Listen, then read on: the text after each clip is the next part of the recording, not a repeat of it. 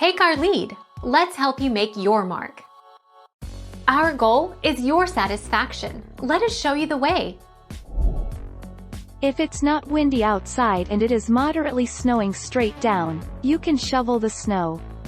Don't hovel if the winds are too intense, even if it is not snowing, or if it is snowing heavily and there are no strong winds.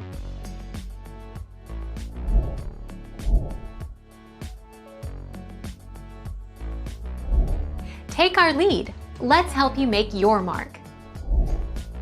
Rock salt is meant to be put down before snow falls, and keeps it from sticking to the surface, says Nichols.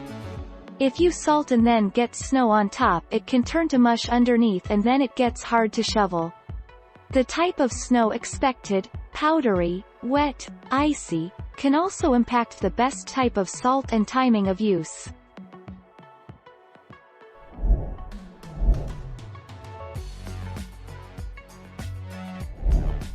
Take our lead.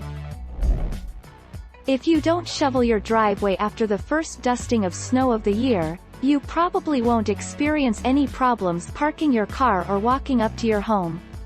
If you don't shovel after later snowfalls, the snow will begin to build up in your driveway, piling higher and higher.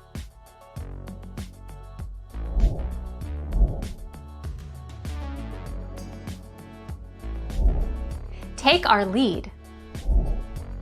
To avoid the extra hassle, spray your shovel with cooking spray, spread vegetable oil or coat it in wax. The spray or oil will act as a lubricant, preventing the snow from sticking to the shovel. If the snow begins to stick to the shovel, it is time to reapply the spray or oil. It is best to apply it before every use. Thank you for watching. Please subscribe and hit the bell notification.